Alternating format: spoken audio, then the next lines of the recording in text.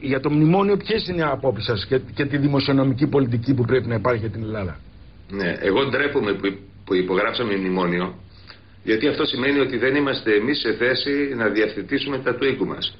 Η Ελλάδα έχει προβλήματα, ελληνικά προβλήματα, εκτός από τα προβλήματα που έχει η Ευρώπη ως ένα σύστημα το οποίο δεν μπορεί να διακυβερνηθεί με αυτή τη μορφή. Αλλά τα ελληνικά προβλήματα θα πρέπει εμείς να τα λύσουμε. Αν κάποιος δηλαδή μας διέγραφε το χρέος εντελώς, αυτό σημαίνει ότι θα είχαμε απαλλαγή από τα προβλήματα. Ο μηχανισμός που παράγει χρέος ζει και βασιλεύει. Το μνημόνιο έχει μέσα, ας πούμε, προβλέψεις που υπάρχουν στα προεκλογικά προγράμματα των δύο μεγάλων κομμάτων τα τελευταία 15 χρόνια, όπως το κτηματολόγιο, όπως η μηχανογράφηση του δημοσίου, όπως η ηλεκτρονική συνταγογράφηση, πράγματα που θα πρέπει να γίνουν δηλαδή και θέλουμε να γίνουν. Αλλά υπάρχουν και κάποιες άλλες διατάξεις με τις οποίες δεν συμφωνούμε. Όμως η κουβέντα ποτέ δεν έγινε για συγκεκριμένα σημεία. Είναι γηπεδικού τύπου. Κατά του μνημονίου ή υπέρ του μνημονίου. Δεν είναι αυτός ένας τρόπος για να αντιμετωπίζονται τα επίγοντα προβλήματα της ελληνικής κοινωνίας και της ελληνικής οικονομίας. Η οικονομία βουλιάζει. Θα πρέπει οπωσδήποτε να ξεκινήσει η ανάπτυξη. Η ανάπτυξη θέλει αλλαγή νομοθεσίας, αλλαγή θεσμικού πλαισίου, αλλαγή νοοτροπίας των ηθινόντων. Ακούγοντάς σας και λέγοντας βεβαίως ότι είστε υπέρ των συνεργασιών, φαντάζομαι ότι και η προσπάθεια που κάνετε για να μπείτε στη Βουλή, πολύ θεμιτή προσπάθεια, έχει να κάνει βασικά και με συνεργασίες μετά τις εκλογές, φαντάζομαι, έτσι δεν είναι? Από εδώ και μπρος ολόκληρος ο πολιτικός κόσμος θα πρέπει να μπει στην κουλτούρα των συνεργασιών. Που σημαίνει να βρίσκουν σε ποια πράγματα συμφωνούν και να αρχίζουν να κουβεντιάζουν γι' αυτά και να εφαρμόζουν κάτι. Γιατί στην κουβέντα είμαστε πάρα πολύ καλοί. Στην εφαρμογή με ποιους μπορείτε να συνεργαστείτε, πιστεύετε? Με οποιαδήποτε κυβέρνηση έχει ευρωπαϊκή προοπτική. Αν αυτό το λένε όλα τα κόμματα. Πλην Κομμουνιστικό Κόμμα της Ελλάδος. Αν δημιουργηθεί κυβέρνηση με τη Νέα Δημοκρατία, του Πασόκ, τη Δημοκρατική Αριστερά, εμείς θα δώσουμε ψήφο εμπιστοσύνης, το λέμε από τώρα, να το ξέρουν οι ψηφοφόροι, αλλά θα ζητήσουμε από όσα κόμματα συμμετέχουν να δεσμευτούν πάνω σε συγκεκριμένα σημεία μεταρρυθμίσεων και μάλιστα θα το ζητήσουμε και από πριν. Τις επόμενες μέρες θα στείλουμε μια επιστολή σε όλα τα κόμματα για τα θέματα. Με τις θέσεις όχι με τις θέσεις αλλά για έναν κατάλογο 10 σημείων που θεωρούμε ότι είναι απαραίτητα για να ξεκολλήσουμε από το τέλμα. Και θα ζητήσουμε την άποψή τους. Για αυτό το πράγμα. Πιστεύετε ότι θα ευδοκιμήσει αυτό? Βλέπετε προοπτική? Καταρχήν, πρέπει να ευδοκιμήσει μια προσπάθεια συνεργασίας μετά τις εκλογές? Κοιτάξτε, εξακολουθώ να έχω την χειρότερη εικόνα για τους Έλληνες πολιτικούς. Και δυστυχώς έχετε πει πολιτική χωρίς πολιτικούς. Ναι, ακριβώς. Μόνο που εμείς που εκτεθήκαμε πια στην πολιτική, γίναμε πολιτικοί. Δεν μπορούμε να είμαστε μη πολιτικοί πλέον από εδώ και μπρος.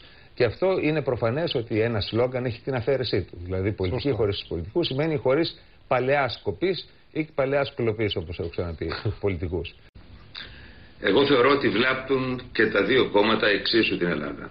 Άκουγα πριν την κουβέντα που είχατε και σκέφτηκα ότι τα κόμματα εισέπραξαν 18 εκατομμύρια για προεκλογική επιχορήγηση, ουσιαστικά για να κάνουν τις διαφημίσεις τους, και δεν έχουν χρήματα για να πληρώσουν τα φάρμακα των καρκινοπαθών. Είναι προφανές ποιες είναι οι προτεραιότητες των κομμάτων.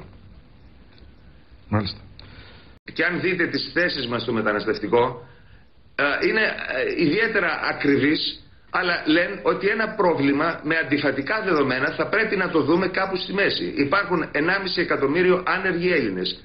Υπάρχουν μετανάστες οι οποίοι έχουν απορροφηθεί από την ελληνική κοινωνία, έχουν τις δουλειές τους, είναι νοικοκυρέοι. Εγώ μιλάω για τους παράνομους μετανάστες, οι οποίοι έχουν δημιουργήσει αυτό το φρεχτό γκέτο στο κέντρο της Αθήνας, της Πάτρας, της Ιγομενίτσας, των άλλων πόλεων, χωρίς δουλειά, με ναρκωτικά, με εγκλήματα, με πορνεία. Και θα πρέπει αυτό το πράγμα να λυθεί κάπως. Δεν υπάρχει ιδανική λύση γι' αυτό.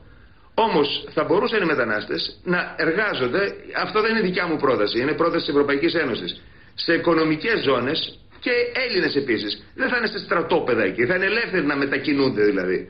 Αλλά σε οικονομικές ζώνες που έχουν μικρό μεροκάματο. Και αυτό φάνηκε από μια πρόσφατη αγγελία ενός γεωργικού συνεταιρισμού που ζήτησε εργατικά χέρια. Πήγαν 15 Έλληνες, κάπου τόσο δηλαδή, καμιά δεκαριά Έλληνες και δεκάδες χιλιάδες μετανάστες. Φαίνεται δηλαδή ότι κάποιες δουλειές ένας άνθρωπος που φέρει από τον Μπαγκλαντές και παίρνει $1 τη μέρα δέχεται να τις κάνει με 23 ευρώ τη μέρα. Εγώ λέω ότι οι μετανάστες καταρχήν ανήκουν σε πολλές κατηγορίες. Είναι άνθρωποι οι οποίοι έχουν αφομοιωθεί εντελώς και είναι Έλληνες. Έλληνας είναι πάσο μετέχουν της ημετέρας παιδείας για μας. Μιλάω για τους παράνομους μετανάστες, οι οποίοι αυτή τη στιγμή έχουν δημιουργήσει ένα γκέτο που είναι επιβλαβές και για τους Έλληνες και για τους ίδιους. Αλλά ας βλέπουμε τα προβλήματα, μην τα κρύβουμε, γιατί 20 χρόνια λέμε ωραία λόγια. Σωστό.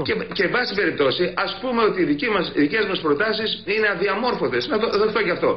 Ας ακούσω έναν αντίλογο, γιατί επιθέσεις δεχόμαστε και δέχομαι, αντίλογο δεν ακούω. Έχετε δίκιο σε αυτό. Συνυποψήφιος σας είναι ο πρώην Πρωθυπουργός, κ. Καραμανλής. Ναι. Είναι αλήθεια? Βεβαίως. Ποιο ήταν το κοινοβουλευτικό του έργο στην παρελθούσα Βουλή? Το απόλυτο 0 είναι αλήθεια? Το απόλυτο 0 είναι αλήθεια? Είναι το απόλυτο 0 το κοινοβουλευτικό του έργο? Έκανε μία επερώτηση, μία ομιλία, εντάξει, κάτι? τώρα μην βάλουμε τον κύριο Παπιτσιώτη ότι να απολογηθεί για τον κύριο Καραμανλή. Εγώ απολογούμε. Εσείς κύριε Τζίμερο θέλω να μου πείτε. Εσείς κύριε Τζίμερο θέλω να μου πείτε. Αλλά επειδή μιλάμε για ανανεώσεις και εδώ πεθαίνει η οικονομία και εμείς δεν έχουμε την άνεση να κάνουμε συζητήσεις υψηλού διαγραμμάτου. Ένας άνθρωπος λοιπόν ο οποίος προσέφερε το απόλυτο 0 στην κοινοβουλευτική ζωή, γιατί είναι ξανά υποψήφιος? Μπορώ να το καταλάβω. Αυτή είναι η ανανέωση. Εγώ θεωρώ λοιπόν ότι στο κόμμα μου ο Κώστας Καραμανλής δεν προσφέρει το απόλυτο 0. Ούτε στο κόμμα σας, πάρτε τον στο κόμμα. Πάρτε τον στον κόμμα, ταΐστε τον για το κόμμα και κάντε τον να αναμορφώσει το κόμμα. Ξεκινάει η μηχανογράφηση από αύριο. Ξεκινάει. Συμφωνείς Πασόκ, συμφωνείς Νέα Δημοκρατία. Ξεκινάει. Το λέει και το μνημόνιο. Ναι, μπράβο. Πότε ολοκληρώνεται αυτή? Πότε ολοκληρώνεται? Αν δηλαδή ένας Διομήδης Πινέλης, ο ίδιος ή άλλος, τσιμπήσει τους εφοριακούς που αυτό θα τον πετάξετε έξω για να του κάνετε και μήνυση, ή θα βουτήξετε αυτούς που είναι στο σύστημα και εμποδίζουν τη μηχανογράφηση για να μην φανούν οι λαδιές τους? Αυτό είναι το θέμα. Θα το κάνετε? Δεχόμαστε. Όχι, το κάνετε αυτό σαν πρόταση. Δεύτερη πρόταση. Ναι. Θα φτιάξουμε έναν φορολογικό νόμο 30 σελίδων σαν των ευρωπαϊκών χωρών, 20 σελίδων ας πούμε, που να πετάξουμε την επαύριο τον κώδικα βιβλίων και στοιχείων, την επαύριο, και να εφαρμόζεται αυτός για τα επόμενα 10 χρόνια, ναι ή όχι? Θα κάνουμε ένα flat fee, έναν φόρο κοινό που να ευνοεί το επιχειρήν 15% ας πούμε, για να μην φεύγουν τα κεφάλαια στη Βουλγαρία, στην Τουρκία, ναι ή όχι? Θα καταργήσουμε τη λογική, πρόκειται για φιλοσοφία ολόκληρη του δημοσίου, που σε υποχρεώνει για κάθε τι που κάνεις να παίρνεις και μια σφραγίδα και μια υπογραφή και μια βεβαίωση από τον υπεύθυνο, και θα αλλάξουμε τη διαδικασία ώστε ο πολίτης πια με μια δική του βεβαίωση να είναι υπεύθυνος για αυτό που δηλώνει, ναι ή όχι? Αυτά αν δεν γίνουν αύριο, η Ελλάδα βούλιαξε. Και εμείς, για παράδειγμα, συμφωνείτε με τη δέσμευση για ένα απλό, σαφή φορολογικό νόμο με ενιαίο συντελεστή για όλες τις δραστηριότητες, ανταγωνιστικό των γειτόνων μας, ο οποίος θα παραμείνει σταθερός τουλάχιστον μέχρι το τέλος της τετραετίας? Συμφωνείτε με την κατάργηση του κώδικα βιβλίων και στοιχείων? Συμφωνείτε με την πλήρη μηχανογράφηση του δημοσίου και με την καθιέρωση των ηλεκτρονικών εγγράφων στη δημόσια διοίκηση και στις συναλλαγές του πολίτη με αυτήν? Συμφωνείτε με την άτεγκτη εφαρμογή του νόμου σύλληψη και αυτόφορο σε περίπτωση που κομματικοί ακτιβιστές διαπράττουν παράνομες πράξεις όπως κλείσιμο δρόμων ή λιμανιών, απαγόρευση απόπλου πλοίων, αποκλεισμός χώρων εργασίας κλπ? Συμφωνείτε στο πλήρες, χωρίς παράθυρα, άνοιγμα όλων των επαγγελμάτων και στη δυνατότητα κάθε πολίτη που έχει τα νόμιμα προσόντα να τα εξασκεί? Συμφωνείτε στο άνοιγμα των τραπεζικών λογαριασμών όσων εθήτευσαν στα προεδρία συνδικαλιστικών φορέων του στενού και του ευρύτερου δημόσιου τομέα? Συμφωνείτε στην αλλαγή των σχέσεων πολιτείας-πολίτη με την καθιέρωση της υπεύθυνης δήλωσης του πολίτη, ότι τήρησε δηλαδή τις προδιαγραφές που ο νόμος ορίζει ως ικανού και επαρκού στοιχείου για την έναρξη επαγγέλματος ή την ίδρυση εταιρείας?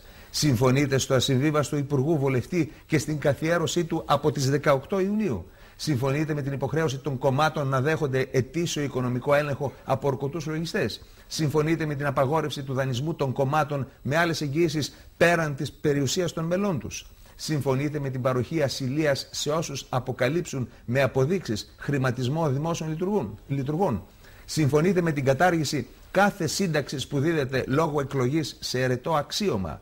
Συμφωνείτε με την κατάργηση της αμοιβής βουλευτών για τη συμμετοχή τους σε επιτροπές? Συμφωνείτε με τον περιορισμό της χρηματοδότησης των πολιτικών κομμάτων στο ύψος το πολύ του μέσου ευρωπαϊκού όρου, υπολογισμένου σε ευρώ ανά ψήφο? Σημειώνω ότι η Δημιουργία ξανά θεωρεί ότι για μια χώρα με τα οικονομικά προβλήματα της Ελλάδας αυτό το ποσό θα πρέπει να είναι το μισό του μέσου ευρωπαϊκού όρου και δεσμεύεται ότι θα επιστρέψει το επιπλέον ποσό στα κρατικά ταμεία. Συμφωνείτε με την επανασύσταση των Υπουργείων Ναυτιλίας και Τουρισμού? Συμφωνείτε με την πλήρη απαγόρευση κομματικών δραστηριοτήτων σε σχολεία και πανεπιστήμια.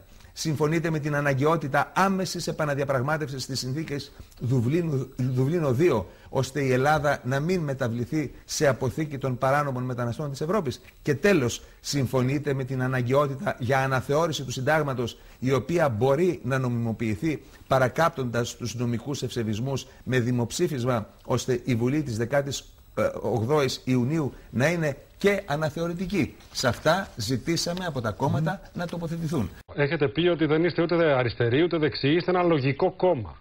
Πώς θα προσδιορίζετε το δικό σας κόμμα, τι θα λέγατε στους ψηφοφόρους, γιατί πρέπει να σας εμπιστευτούν? Να πω για να διευκολύνω, γιατί στην Ελλάδα μάθαμε να σκεφτόμαστε με ταμπέλες. Είμαστε, ας πούμε, ένα κόμμα του κέντρου. Αυτό σημαίνει ότι είμαστε ένα κόμμα που ξεκινάει από την κεντροδεξιά μέχρι την κεντροαριστερά. Αλλά πάντα το κέντρο στην Ελλάδα, που δεν υπήρχε ουσιαστικά, ήταν ετεροπροσδιοριζόμενο. Εμείς ας αυτοπροσδιοριστούμε.